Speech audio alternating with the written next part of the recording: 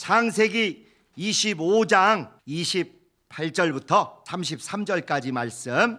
이삭 예서의 사냥한 고기를 좋아하므로 그를 사랑하고 리브가는 야곱을 사랑하였더라. 야곱이 죽을 쑤었더니 에서가 들에서부터 돌아와서 심히 곤비하여 야곱에게 이르되 내가 곤비하니 그 붉은 것을 나로 먹게 하라 한지라. 그러므로 에서의 별명은 에돔이더라. 야곱이 가로되 형의 장자의 명분을 오늘날 내게 팔라. 에서가 가로되 내가 죽게 되었으니 이 장자의 명분이 내게 무엇이 유익하리요. 야곱이 가로되 오늘 내게 맹세하라. 에서가 맹세하고 장자의 명분을 야곱에게 판지라. 제가 34절만 읽을게요. 야곱이 떡과 팥죽을 에서에게 주매 에서가 먹으며 마시고 일어나서 갔으니 에서가 장자의 명분을 경홀히 여김이었더라. 너무너무 잘 아시는 그런 성경 구절이에요. 누가 잘하고 누가 잘못한 거예요? 야곱이 잘했고 에서는 잘못했다. 이러면 이제 참 심플하죠. 인생이 이렇게 간단하면 뭔 고민이 있겠어요. 저도 사실은 시간이 딱 제한되어 있는 설교자로서 이 말씀을 하라면 아마 그렇게 했을 것 같아요. 과거에는 아마 그런 면도 있었겠죠.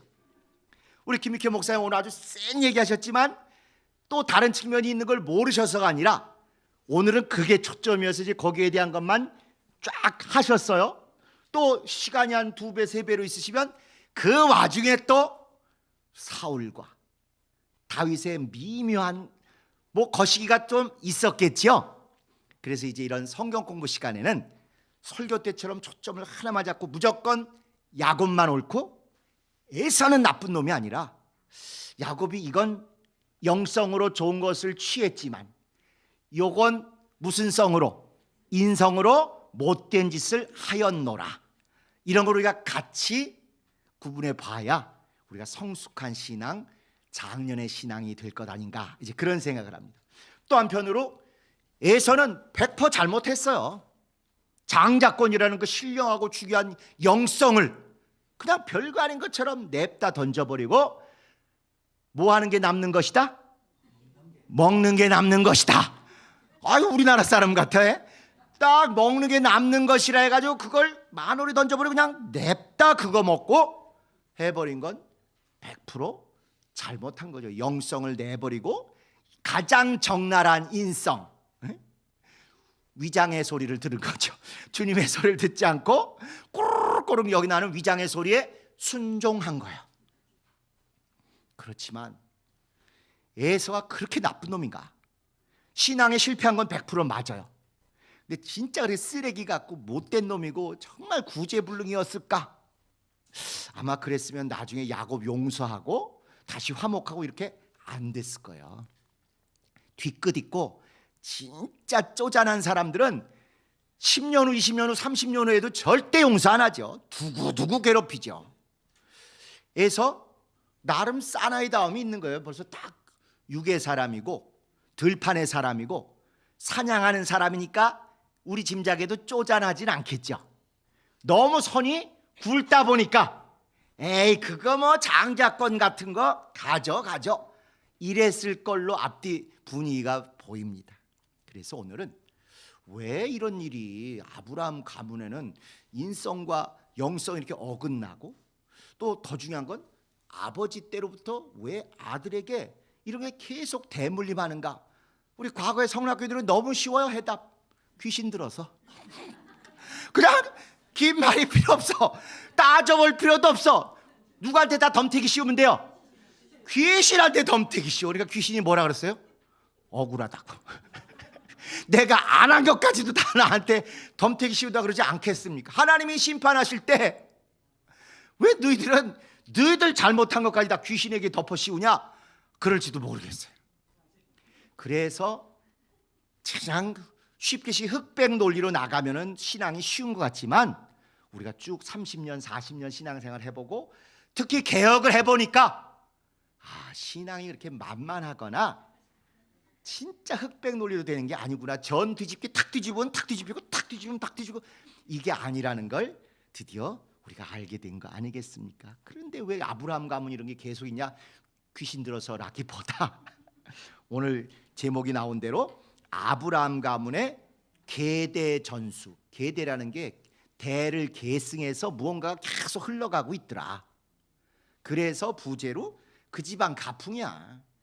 그 집안은 뭔 일만 터지면 항상 그래, 항상 그런 식으로 해결하더라, 분위기가 항상 그렇게 흘러가더라를 한번 보시고, 그럼 우리 집은 어떤가?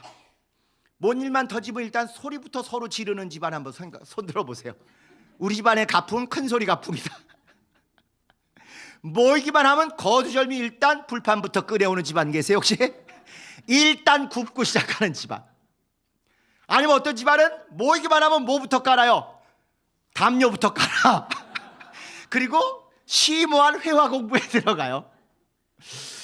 이게 우스갯소리 같지만 사실 딱히 우리가 모여서 의미 있고 보람 있는 일을 한 것은 예수 믿고 어떻게든지 명절에 제사 없앴으니까 우리 예배 드려야 된다더라.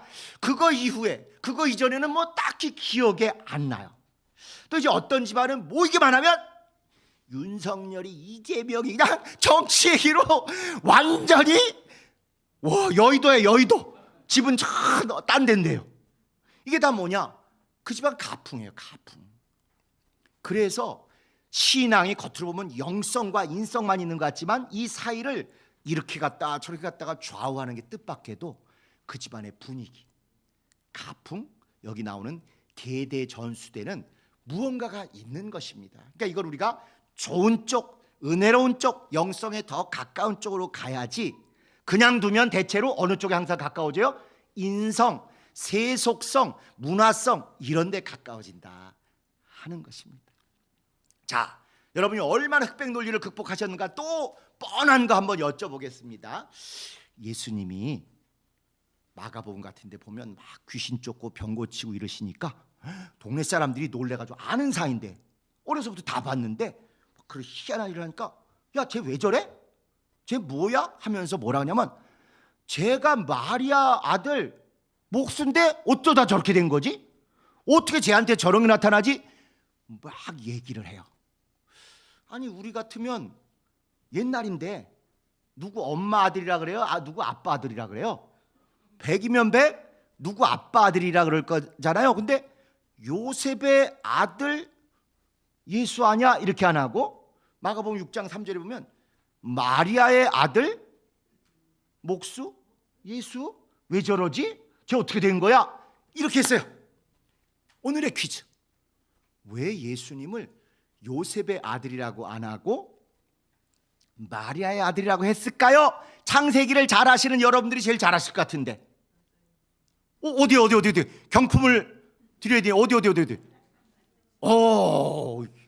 그렇죠. 여자의 후손이 오시고 이분이 바로 그분이다라는 걸 드러내는 게 복음서 쓴 사람들의 제일 중요한 사명 중에 하나입니다. 그러므로 그건 여자의 후손이기 때문에 요셉의 아들이라고 안 하고 마리아의 후손 또는 마리아 아들이라고 했다. 100% 맞는 말씀이에요. 짜자잔. 그런데 말입니다, 아무리 그래도 한 번쯤은 어디에 요셉의 아들이라는 얘기가 나옴직한데 안 나와요. 왜 안 나올까요? 물론 전혀 생각 안 해보셨겠지만 지금이라도 한번 치약 짜내듯이 한번 생각을 짜내봐 주세요. 왜 요셉의 그 시대 당연히 아빠 이름 대고 누구 아들이라고 해야 되는데 요셉의 아들이라고는 왜 안 했을까요? 일찍 돌아가신 것 같아요. 그러니까 막 쟤 미쳤다 그러고 식구들이 다 말리러 나오는데도 엄마도 나오고 동생들도 나오고 누이도 나왔는데 누구만 안 나왔게요? 아빠만 안 나왔어. 아빠만. 그래서 어려서부터 몇 살 때 돌아가셨는지는 모르지만 조실 부친 부모 다가 아니라 아버지가 일찍 돌아가셨기 때문에, 그러고 나면 그 동네에서 걔를 누구라고 대개들 옛날 불렀던가요? 강릉댁 아들 아니야 쟤? 남원댁 아들 아니야? 아니면 저 버드나무집 아들 아냐, 이런 식으로 고인이 된 아버지 이름을 잘 안 붙인다 이거예요. 그러니 하나님이 신령한 영성으로 당신의 뜻을 이루어가기 위해서는 여자의 후손이라는 걸 드러내시기 위해서 마리아의 아들 예수다 이렇게 확 강조를 했지만, 우린 그것만 보면 안 되고, 그럼 왜 아무리 그래도 요셉의 아들은 왜 안 언급하셨을까 보면, 요셉이 그에게 전혀 영향을 또는 관계를 못 맺는 그런 상태일 것이고, 아마도 일찍 죽었을 것으로 학자들은 거의 다 동의를 합니다. 진리는 아니에요. 그러니까 이런 양면을 봐야 되는 거예요. 신령하다고 해서 무조건 여자의 아들이니까 마리아의 아들로만 불렸다 이렇게만 되면 그렇게 불릴 수밖에 없도록 하나님께서 상황을 차곡차곡 몰아가셨으니, 아버지가 일찍 돌아가시는 바람에 엄마의 아들로 계속 불렸다. 이런 것까지 봐야 우리가 성경을 입체적으로 보고 우리라면 어땠을까, 우리 입장에서는 이 일이 어떻게 벌어졌을까를 알 수 있게 된다 하는 것입니다. 그래서 아까 야곱이 장자권 얻은 건 100% 잘했지만, 영성으로는 잘했지만 인성으로는 율법에 보면 어려움을 겪고 굶주리고 있는 사람은 먼저 도와주라는 거거든요. 꼭 요걸 흔들어 가지고 나한테 요거 남겨주면 내가 밥 줄게, 이거는 율법의 정신이 아닌 거예요. 인간성은 더러운 거예요. 약간. 그래도 만약에 둘 중에 하나 선택하라면 어쩔 수 없이 구약 시대의 그림자 세계다 보니 신령한 것을 먼저 택하려고 했던 것이고, 그래도 진짜 복음으로 된 사람이면 이걸 택하긴 하되 먼저 일단 먹이고 숨 넘어가지 않게 살려주고, 율법의 정신이 그거니까. 그러고 나서 형, 내가 이렇게 했는데 형 장남인데 이거 나한테 좀 남기면 안 될까, 잘 설득하고 성령 충만하게 감동해가지고 뭐 이렇게 그 다음 단계까지면 100점. 그런데 그렇지 않고 이렇게 쓰면 글쎄 점수가 한 90점. 또 에서도 이렇게 자기 배고픈 걸 생각했다고 막 던지고 빵점, 아니 마이너스 100점. 진짜 그건 잘못한 거죠. 목에 칼이 들어와도 절대로 그렇게 하나님과 연관된 걸 만홀히 여기거나 때려치면 안 되잖아요. 홧김에 막 하면 안 되잖아요.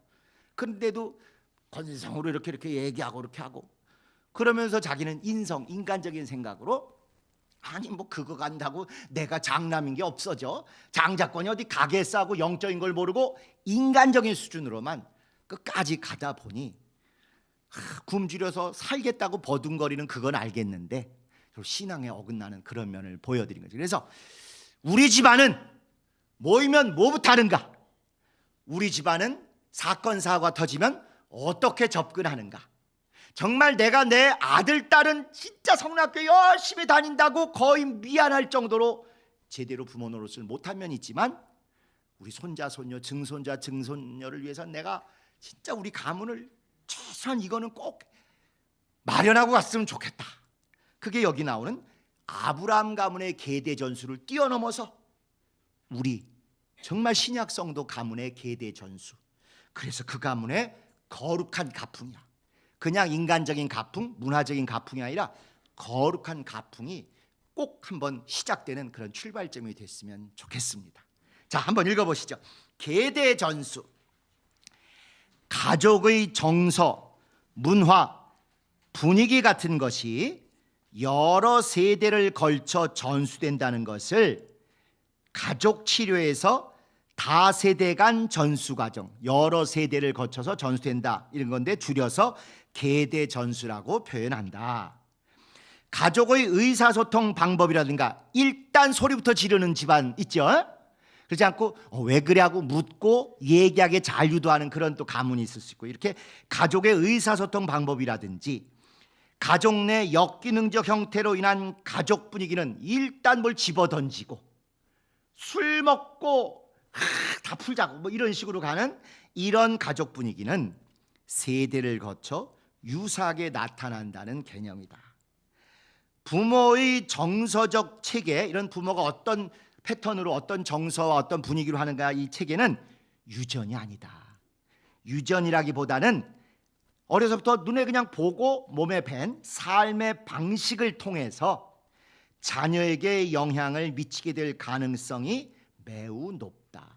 요즘은 사실 모든 것이 유전자, 세포, 뇌 이런 걸로 다 결정된다고 극단적인 이론이 활개치는 때인데 그렇지는 않습니다. 그 자녀가 성장하고 결혼하여 가정을 이루게 되면 자신의 정서가 가정에서 그대로 나타나기 때문에 자기께 그래서 현상적으로 겉만 볼 때는 마치 유전처럼 보이는 세대 간의 유사성이 전수되는 것이다. 알게 모르게 자기 몸에 배고 무의식 중에 이렇게 기억에 남아있는 엄마가 나에게 해주셨던 거, 아빠가 나에게 해주셨던 게 자기 아이들에게 교육받지 않았어도 슬그머니 나타난다 이거죠. 이런 세대적 계승은 여러 세대에 걸쳐 나타나면서 다양한 가족 문제를 야기한다. 이제 가족 치료다 보니까 주로 부정적인 것을 예를 드는데요. 이를테면 알코올 중독자 부모를 둔 자녀들은 자신도 알코올 중독자가 될 가능성이 크다. 이럴 때 네 글자로 뭐라 그러는지 아세요? 말함 못여? 이렇게 하는 말함 못여? 또 부모 자녀 간의 정서적 체계에서 자녀가 경험한 것들은 다음 세대에 전수되기 때문에 결국 한 사람을 이해할 때 그 집안의 내력을 보지 않을 수 없다. 그러니까 집안을 자꾸 우리가 따지게 되잖아요. 본의 아니게.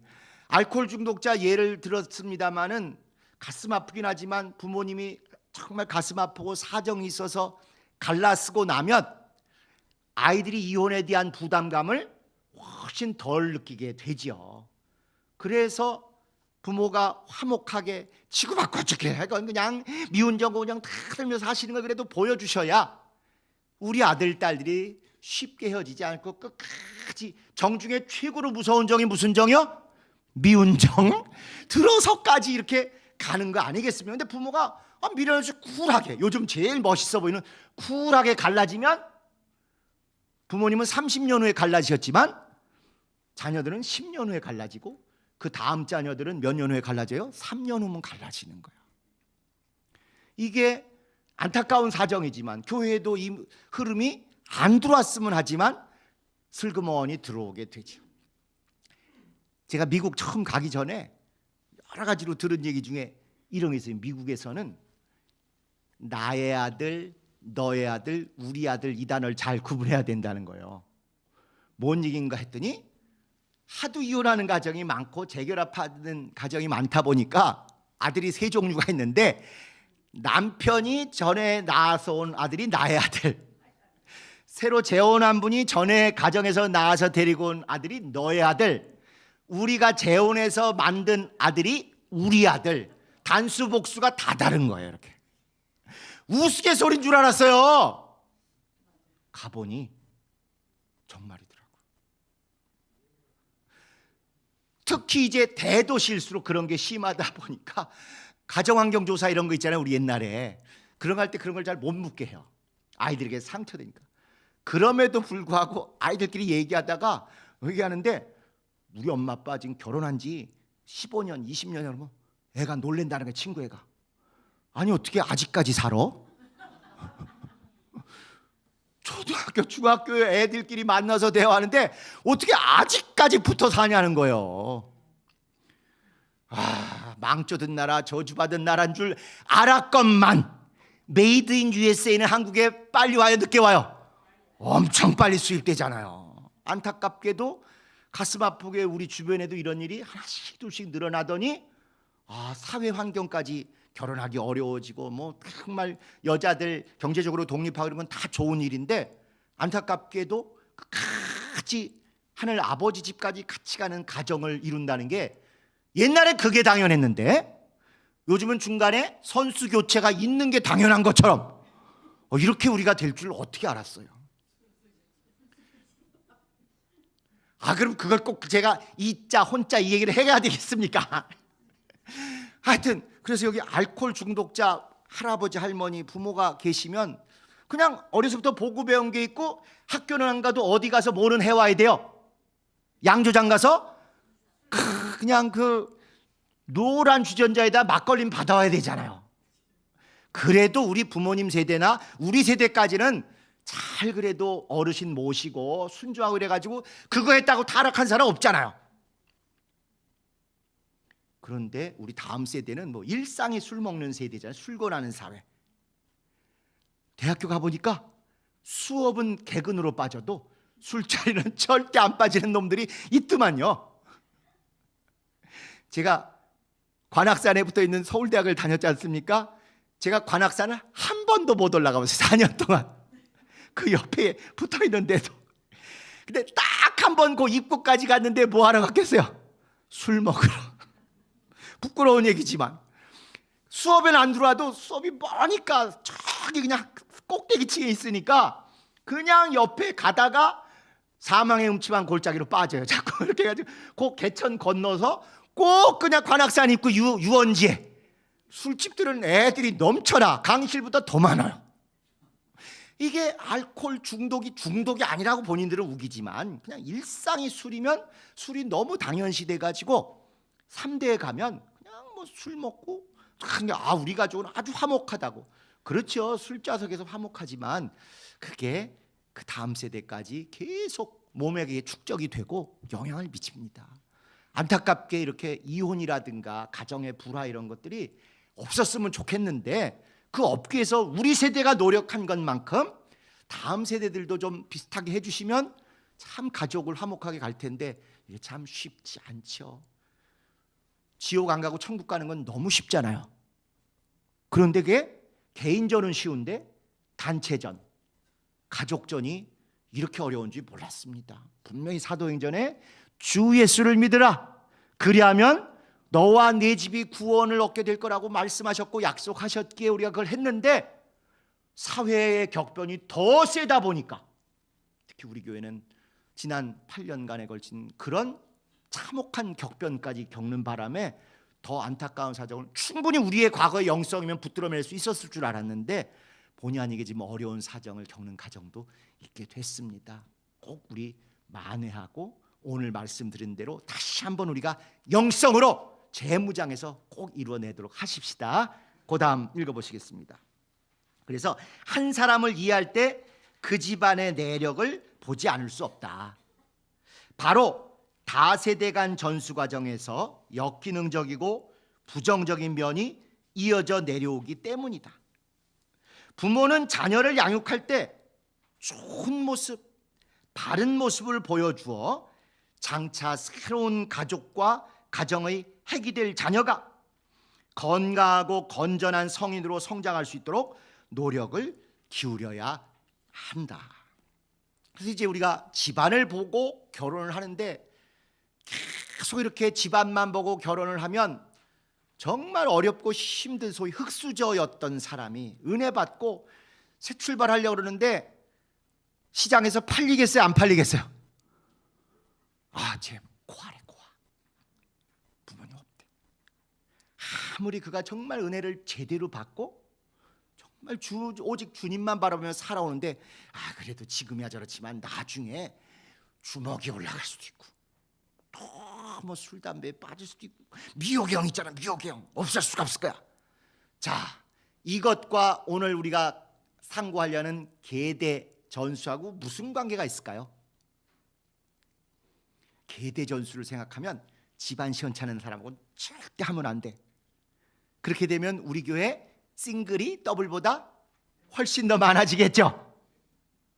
그렇다고 소위 아무나 그런 거 일체 안 보고 하면 그건 신앙일까요? 아닐까요? 교회는 다녀. 충만해요. 아주 볼 때 열심히 해요. 어떻게 내 딸이 그런 논팽이를 족보도 모르고 부모님도 우리 교회 안 다녀. 고아원 출신이래. 아니면 탈북자래. 데리고 왔어요. 어떻게 하실래요?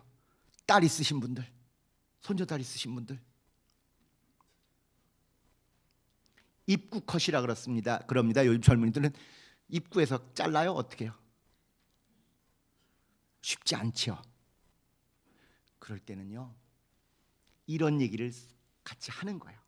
모른 척하고 그냥 눈 감고 뒤에서 그러지 마시고 진짜 어떻게 될지 모르니 이야기하고 우리가 이렇게 배워서 이렇게 했는데 길동아 너는 이런 게 없어서 너도 많이 고민됐을 거고 사실 우리가 사회적으로도 쉽지 않다는 거 알지 않냐? 그러나 우리가 믿음의 사람인데 여기서 머물 수는 없지 않냐? 우리 같이 노력해보자. 너도 어렵겠지만 그냥 냅둬 이렇게 살래 이러지 말고 네가 누리지 못했던 부모 자식 간의 그 사랑을 우리가 비록 장인 장모지만 노력할 터이니 너도 정말 노력해서 우리 진짜 세상에서는 흔치 않고 세상에서 포기하고 세상에서 처음부터 막았을 그 일을 은혜와 진리 안에서 해보자. 이렇게 드러내놓고 이야기하면서 해보세요. 그러다가 안 되면 그 다음에 어떻게 해결이 또 나겠지만 처음부터 우리가 신앙이라고 그러면서 족보 따지고 흙수저 따지고 금수저 따지고 이래서는 진짜 하나님 안에서 우리 가정이 복을 받고 완전히 새롭게 태어나는 신령한 가정으로 인정받기 어려우리라고 생각합니다. 감추지 말고 정직하게 계속 그런 얘기를 서로 오가면서 정죄하거나 힐문하는 것이 아니라 우리가 믿음으로 연결됐으니 믿음으로 우리 약점과 장점을 이렇게 드러내고 서로 같이 노력하자. 나도 노력할 테니 길동이 너도 노력했으면 좋겠다. 이렇게 하는 수밖에 없습니다. 그 중에 어떤 일꾼을 하나님께서 우리에게 맡기시고 들어 쓰시게 될지 우리가 모르기 때문에 그렇죠. 참 쉽지 않습니다. 말하는 저도 어느 날 제 딸이 거의 무슨 조직의 일원처럼 보이는 총각을 데리고 왔는데 그림을 종이에 안 그리고 팔에 그리는 사람들 있잖아요. 그때 주로 파란 잉크로 까만 잉크 이런 게 그때 은혜 받았다 그러고 진짜 성령 받고 충만한데 어떻게 해야 될까 고민이 되겠죠.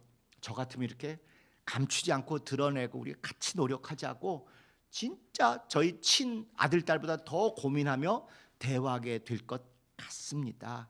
그렇지 않으면 우리 사회가 교회까지도 흙수저는 거들떠보지도 않고 자기들끼리 계속 금수저 타령하고 장로, 권사, 이런 목사 이런 집안끼리만 혼인을 한다. 주님이 능력이 모자르셔서 그들끼리 만나게 하시는 거 아니거든요. 얼마든지 변화시킬 터이니 그 어렵고 힘든 와중에 있는 사람들도 좀 은혜 받는 쪽에 우리가 철들고 고통을 겪은 사람들처럼 마음을 좀 열고 꼭 성공하는 열매가 나왔으면 좋겠습니다. 정말 쉽지 않은 일이긴 하지만 한번 이런 진지한 고민들을 하나님께 하시면 하나님은 둘 중에 하나십니다. 여러분이 이겨내리라고 확신하고 여러분께 그런 짝을 붙여주시든지 여러분이 진실하게 고했지만 도저히 쉽지 않을 거라고 그러고 인정하시고 그런 사람보다는 조금 쉬운 분을 연결해 주시든지 할 터이니까 중요한 것은 오늘 들으신 이후로는 정직하게 이런 일을 하나님께 한번 고하시고 하나님 전 어찌해야 됩니까? 묻고 또 방언도 하시고 그렇게 보시는 게 신앙 안에서는 참 유익하다고 확신합니다. 자, 그 다음에 이제 그거보다 좀 쉬운 것으로 가풍은 한 집안에 전해 내려오는 풍습이나 범절을 말한다. 먼 과거의 부계 조상으로부터 미래의 자손들에게로 연결되는 연속선상의 한 시점에 존재하는 건데 가풍이 확고히 정립된 집안에서는 세대가 바뀌어도 가족의 생활 양식에 큰 변화가 없다. 입으로만 우리는 양반 가문이야 전혀 소용없습니다. 실제로 언행심사가 양반다워야 되겠죠. 자, 그 다음 줄 보시면 한 집안에 전해 내려오는 생활 관습을 가풍이라고 하는데 그 집안의 특유한 분위기로서 감지되며 생활 양식이나 생활 태도로서 나타난다. 가부장제 가족제도 아래에서 가풍의 계승이 중시될 때 좋은 면도 있지만 가풍은 단순한 생활 관습에 그치지 않고 가족의 생활을 규율하는 규범, 법처럼 강력한 힘을 발휘한다. 그리고 윤리적인 법도를 형성한다. 거의 율법처럼 강요가 되기도 한다. 상층 계급에서는 이런 의미의 가풍을 중시하였으나 가정생활을 가족 구성원의 공동생활의 장소로 보는 오늘날 젊은 사람들 같은 그런 경향이 있다 보니 공동생활로 보는 그런 경향이 짙어짐에 따라 엄마 아빠만의 세상이 아니다 이거예요. 우리도 동등하게 똑같이 발언권이 있다 이렇게 되다 보니 이런 속박적이고 억압적이고 율법적인 가풍은 점점 없어지고 있다. 아까 그냥 우스개로 무슨 모이기만 하면 잔 돌리는 가풍도 있고 모이기만 하면 담 옆이는 가풍도 있고 뭐 얘기를 했습니다마는 그건 좀 극단적인 예일 수 있겠습니다마는 결국 우리가 신앙 이전에라도 우리 집안은 모이기만 하면 싸운다 이런 집안이 있고 바깥에서는 싸워도 우리는 집안에 들어오면 절대 큰 소리를 내지 않는다.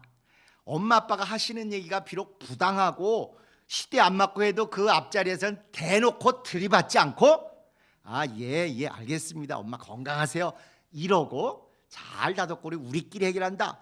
이게 뭔가 좀 그들 나름대로 정말 윤리적인 질서가 있는 집안들이 실제 있는 거죠.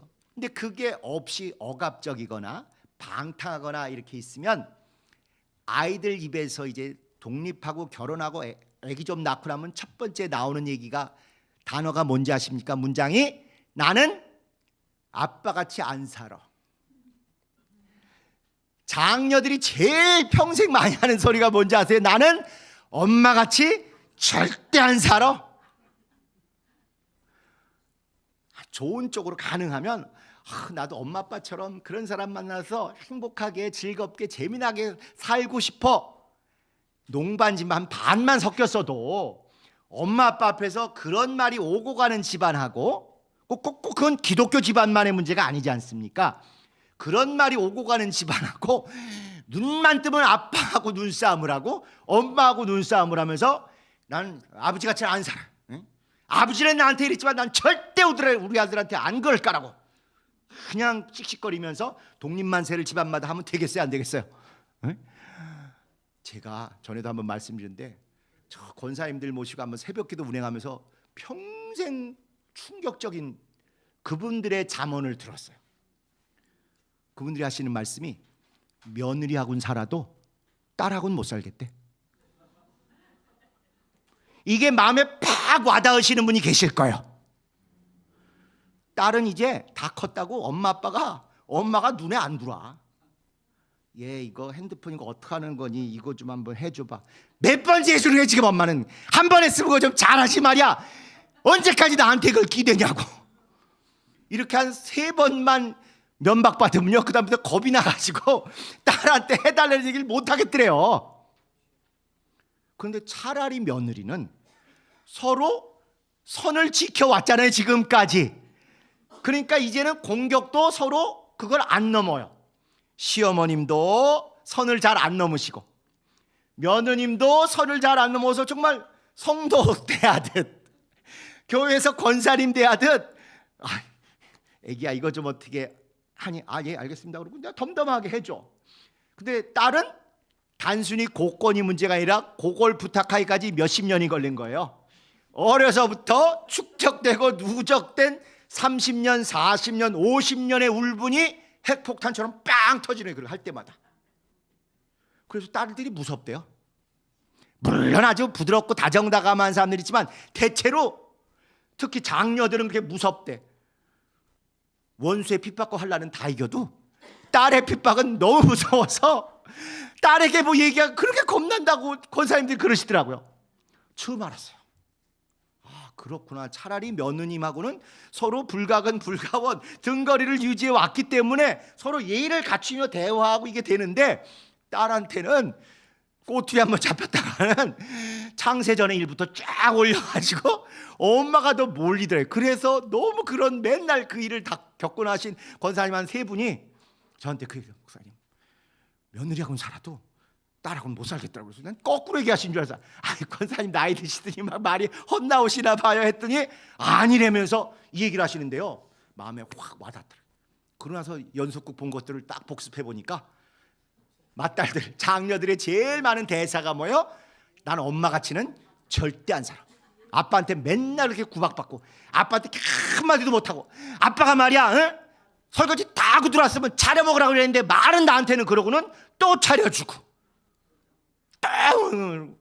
그게 그냥 좋은 집안의 가풍이나 정서로 내려오는 게 아니라 구박, 구사리 앞에 그냥 말도 못하고 그 부당한 것에 대해서 좀 고치고 사람과 사람으로 동등하게 진짜 사랑하는 사이로 살아가는 걸 전혀 드라마에서나 봤지 집안에서 1%도 체험을 못한 것 때문에 결국은 제일 좋은 집안들은 딸은 아빠 같은 남자 만나고 아들은 엄마 같은 여자를 만나면 그 집안의 화목이 말이 아니라 물증으로 나타나는 것이 아니겠습니까? 근데 절대로 아빠 같은 남자, 엄마 같은 여자 안 된다고 그러면서 결국은 혼자 살든지 이렇게 반항으로 딴 쪽으로 하지. 이게 되면 우리가 인간적으로도 신앙적으로도 얼마나 힘들고 애통하겠습니까? 주일 예배 권사님하고 며느님하고 손붙들고 착 들어와. 세상에 내가 1억 원은 안 부러워도 저건 부럽다 할 때가 있는 거거든요. 이렇게 넘어가시는 분들 계시는 것 같은데 분위기가 참 그 권사님하고 며느님하고 손붙들고 들어오고 장로님하고 또 사위하고 같이 이렇게 들어오는 거 보면 얼마나 부럽습니까? 또 끝나고 또 같이 맛있는 거 먹으러 가고 그러다가 먹고 나서 기분 좋은 김에 네 분이 같이 한 마음 예배까지 같이 오시고 참 이런 가족이 넘쳐야 되는 거 아니겠어요? 한 가족 예배, 이 한 마음 예배 그렇게 가족들이 돼야 되는데 이게 참 우리가 그게 잘 안 돼요. 자, 그러면 어느 집안은 상류층다운 가풍 이런 게 있어요.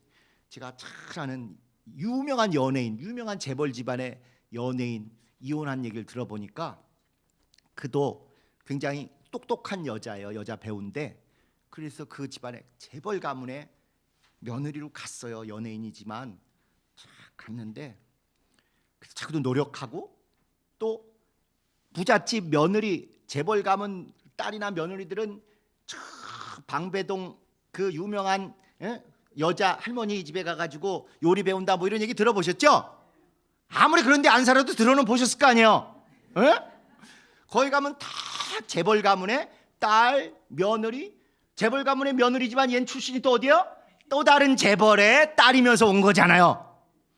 쫙 하는데 이 영화배우 출신 딱 들어가니까 보지도 않더래. 그중에 성깔 좀 지랄맞은 어떤 여자는 나 쟤랑 같이 못해요 하고 확 던지고 나가더라는 거예요. 아무리 사람도 견디고 모든 수모도 견디다 이러고 결심하고 했는데 자기의 문제가 아니라 자기 때문에 다른 사람들이 피해를 보니까 도저히 더 다닐 수가 없어가지고 그냥 그만 나가게 되더라는 것입니다. 자, 그건 이제 남이라고 쳐요. 남들도 있고. 집안 모임에 갔더니 그래서 자기도 노력해서 영어가 들려. 영어 말할 수 있게 됐어. 그러니까 그 연이 딱 오니까 프랑스어로 하더래 지들끼리. 참. 진짜 제가 그 얘기 듣고는 저하고 아무 상관없는 얘기인데도 이 XX 같은 놈들 진짜 속물도 이런 속물이 있나 싶을 정도로 그렇게 자기들은 계급이 다르다 이게요. 계층이 아니라 계급이 다르다. 저거는 아래것, 잡것, 저 광대 출신이고 자기들은 하늘에서 떨어진 귀족이다 이거예요. 긍휼과 애통함과 따뜻함보다는 너는 나와 종자가 다르다. 너는 노예다. 너는 노비다. 너는 평민이다. 너는 아래것이다. 대놓고 이러느라고 일부러 프랑스어로 하는 프랑스어. 영어면 얘가 그래도 어떻게 알아듣고 하겠는데 프랑스어로 하는 거 더 이상 보고는 도저히 안 되겠다 그래가지고 결국은 못 이기는 척 하면서 이렇게 나왔다는 그런 얘기를 하더라고요. 자, 좋은 의미의 고상하고 고결하고 수준 높은 가풍을 우리가 꾸며가요. 그런데 그게 단순히 외식, 위선, 허영의 가풍은 그건 절대 좋은 가풍이 아닙니다. 영어만 하는 일반인 앞에 프랑스어 한다고 가풍이 높아지는 거 아닙니다. 우리 비록 예수는 안 믿었지만 조선시대부터 계속 그 유명한 경상도의 최부자 뭐 이런 얘기 들어보셨잖아요. 진짜 엘리트, 진짜 지식인, 진짜 가풍이 있는 집이 되려면 성경에 나온 대로 각각 나보다 남을 낮게 여기고 존중하고 모두가 하나님의 형상 따라 지음받은 사람들이다. 비록 내가 저들의 재산은 억만 배 더 많고 내가 공부도 더 많이 했고 내가 훨씬 뛰어나갈지라도 우린 조금 더 다르지 않은 동등한 존재다. 나는 하늘의 운을 좀 받았고 하늘의 특혜를 받아서 유리한 쪽에서 출발한 자고 저는 어쩌다 보니 그런 혜택을 덜 받은 자다.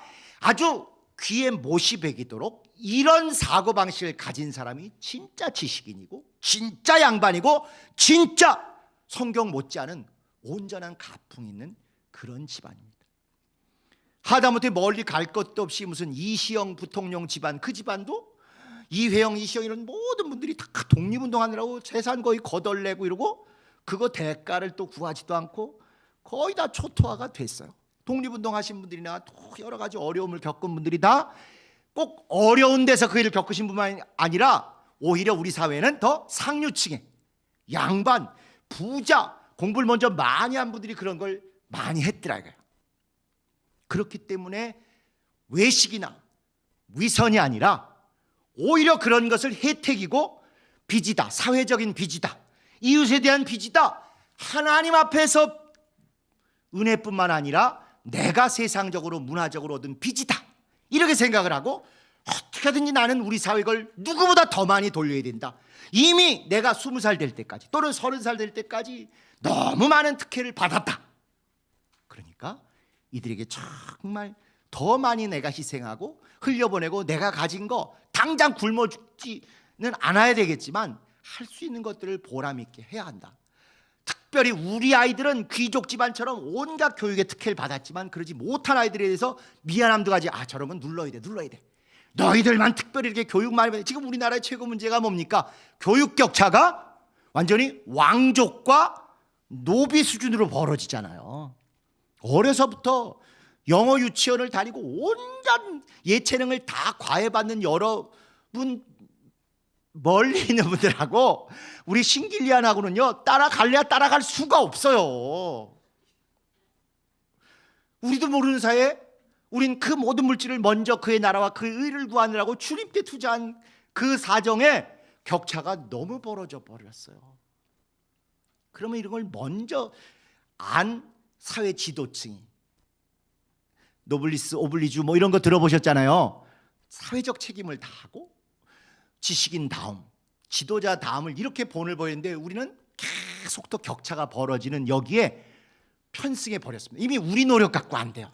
전 세계가 이렇게 격차가 더 벌어진 쪽에 급행열차를 타는 바람에 누구보다 그런 전 세계 추세에 따라가던 우리나라는 이미 회복하기 쉽지 않게 이렇게 됐습니다. 유일하게 이게 완충 역할을 할 수 있는 게 이제는 교회밖에 없는 거예요. 그렇기 때문에 우리가 먼저 그의 나라와 그의 의를 구하느라고 우리 아이들에게 못했으니까 지금이라도 나는 내 손주 내 손녀를 위해서는 투자를 해야겠다. 나쁘진 않겠습니다만은 내 새끼만 챙기는 건 짐승이라 그럽니다. 본능이니까, 끌리니까. 그런데 인간은, 또 하나님의 사람은 피가 이렇게 끌려서 내 새끼에 관심이 더 있는 건 당연하지만 내 새끼만이 아니라 함께 더불어 가능하면 그래서 시스템을 만들어 가지고 우리 자녀들, 우리 젊은이들이 최소한의 안전판 위에서 불리하더라도 조금 더 혜택을 보면서 갈 수 있게 이렇게 하는 게 우리 교회의 앞으로 사명이 되어야 할 것입니다. 과거의 리더는 내 새끼 하나 위해서 온 교인들이 죽어나가도 눈 하나 깜짝 안 하고 그 이후에 미안하다 한마디만 했어도 다른 살 길이 열렸을 터인데 끝까지 3대까지 세습, 5대까지 세습하겠다고 이렇게 선포를 한 정도 아닙니까? 지금 비개혁도 손자 안수에서 3대 되니까 이제 교인들의 마음이 돌아서기 시작했어요. 우리가 2대까지는 어쩔 수 없이 뭐 이해되고 이러지만 3대는 아니지 않냐라는 생각들을 젊은 분들이나 의식 있는 안수집자들이 하시기 시작하셨어요. 우리는 그 정도가 아니라 한 걸음 더 나가서 빨리 우리 교회가 진짜 우리의 자녀들, 우리 자녀들의 자녀들, 꼭 피부치라는 의미가 아니라 우리 젊은 사람들의 자녀들을 교회가 뭐 저 강남 수준, 목동 수준까지는 안 돼도 최소한 할 수 있는 것들을 최대한 동원해 가지고 적어도 교회 가면 우리 아이들이 그런 데서는 못 배우는 정서적인 안정감과 사명과 하나님의 소명의식을 가진 리더다움은 교육받을 수 있다. 그리고 목사님들 또 장로님들 사회생활 멋지게 하시는 분들이 와서 재능봉사하고 얼마든지 정말 그들에게 꿈을 심어주고 격려해주고 응원해주고 멘토링해주기 때문에 비록 고액 가회나 학원까지는 아니어도 우리 아이들은 이렇게 하나님의 은혜로 도전할 수 있다. 이렇게 가야 개인 가풍으로 돈으로 올라간 소위 세속적인 상류층, 세속적인 가풍, 위선 외식이 아니라 정말 성경이 말씀하고 있는 지도자다운 그런 자녀들을 우리가 양육할 수 있습니다. 그래서 아브라함도 실패하고 사실은 야곱도 실패하고 이삭도 실패했던 그것을 비로소 온전하게 완성한 자가 요셉 아닙니까? 요셉도 영성도 있지만 인성 좀 시원찮은 게 있어가지고 이제 다음 주부터 우리가 보겠지만 실수도 하고 이랬지만 끝까지 겸손하게 이건 내가 잘나서 한 게 아니라 하나님이 하신 것이고 하나님이 나를 통해서 하신 것이다. 나도 이미 수많은 축복과 은혜를 받았고 하나님이 나를 도구로 쓰실 것뿐이지 내 복이다, 내가 잘났다, 내가 대단한 걸 이뤘다가 아니라는 걸 딱 창세의 결론으로 보여주는 것입니다. 그래서 유대인들은 뭐라고 자기들의 정체성을 정의하는 거 아니 우리가 아는 하나님의 백성 이런 것보다 더 중요한 유대인의 인간론은 뭐냐면 나는 계명받았다, 고로 존재한다 이것입니다. 나는 잘 먹고 잘 살도록 이 땅에 복 받고 났다 이게 아니고 나는 하나님으로부터 태어날 때 반드시 하나님을 드러내고 이웃을 사랑하는 그런 계명을 받고 태어났다. 이게 유대인의 가장 유명한 인간론입니다. 나는 계명받았다. 그것 때문에 존재한다. 그 계명을 잃어버리면 나는 고깃덩어리지 사람이 아니라는 것입니다. 우리는 예수 믿지 않으면 그 영혼이 어떻게 되는지조차도 누구보다 잘 알게 된 사람 아닙니까? 또 예수 믿고 나면 복이라는 이름으로 얼마나 이기적이고 얼마나 비윤리적이고 얼마나 못된 데까지도 갈 수 있다는 걸 너무너무 생생하게 본 사람이에요. 예수 안 믿을 죄악도 받고 예수 믿고 죄악도 본 거예요. 이걸 다 경험하게 하신 하나님께서 우리에게 기대하시는 것은 예수 믿은 자가 과시나 자랑이 아니라 오히려 내가 세상에서 가장 크게 비친 자다. 여러분 주변 사람보다 IQ 높잖아요. 솔직히 초등학교 때 소학교 때 산골에서 자랄 때 그래도 주변보다 다 나셨잖아요. 그게 안 되면 예수도 안 들어가더라니까요. 잘 그러시죠? 솔직히 눈 감고 손 들어버리면 다 손 드실 거예요. 우리 부르신 자를 보라 능한 자가 많지 않다고 해서 다 등신 아니잖아요. 솔직히 그렇습니다. 쓸만하다고 해서 구원은 다 하시지만 쓰실만 하다고 해서 우리 각자 부르신 거예요. 그 집안을 제일 똑똑한 아들, 딸이 있어도 그를 안 부르고 제일 성격이 지랄 맞은 우리를 부르신 이유가 있는 거예요. 우리가 은혜 받으면 우리는 우리 집안을 살릴 수 있다. 이걸 보신 것입니다. 그래서 대체로 성령학교에 제일 많은 이용이 뭐냐? 그 집안의 대표 선수들이 많이 구원 받으셨잖아요.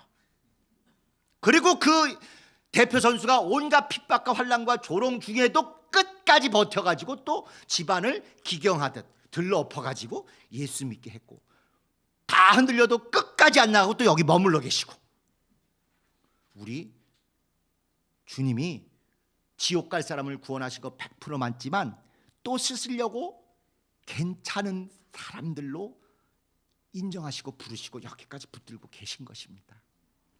우리들이 우리보다 훨씬 어려움이나 애통함이 있고 아쉬움이 많은 이웃들에게 해줄 수 있는 게 굉장히 많습니다.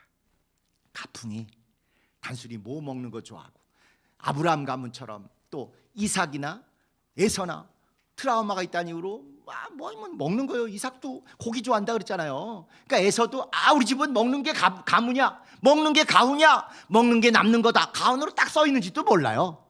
그러니까 이렇게 그냥 장자권인데도 훌떡 넘어가 버리죠. 뭐니 해도 돈이 최고다 해가지고 그냥 돈을 계속 쌓는 거, 수단 방법 안 가지고 그래가지고 장례식 끝나면 제3차 대전이 벌어지잖아요. 이게 10억이 부모님 재산이 10억이 안 되면 큰 싸움은 안 벌어진대요. 근데 10억이 넘어가면 그때부터 싸움이 본격적으로 벌어진다고 어느 세무사가 그러더라고요.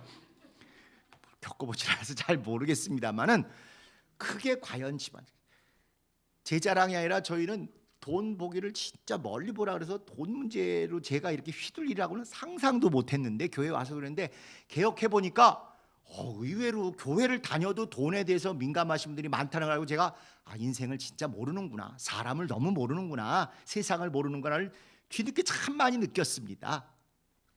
우리 장로님이 저 그런 거 교육시키시더라고. 애 많이 쓰세요.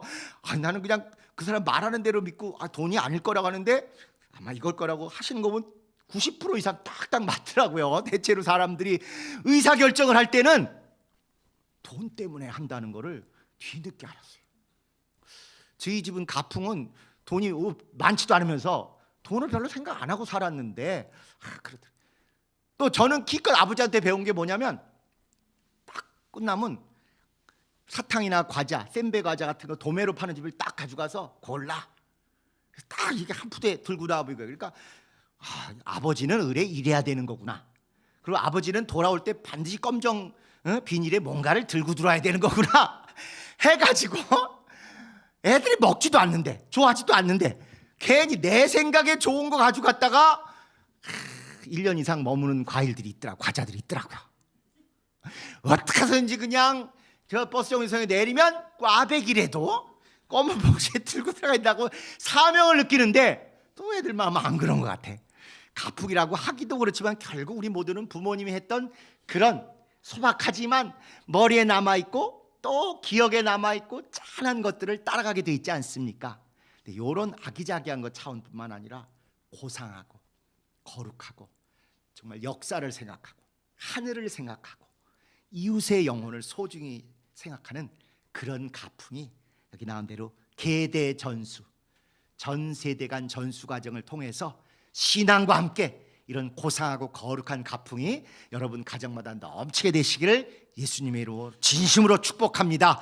고난과 고통과 헌신을 다 경험하신 여러분이 그것을 하실 수 있는 절대적인 그 당사자요, 해내실 수 있는 분이라고 저는 확신합니다. 우리 주님 가르치기도 하시고 마치도록 하겠습니다.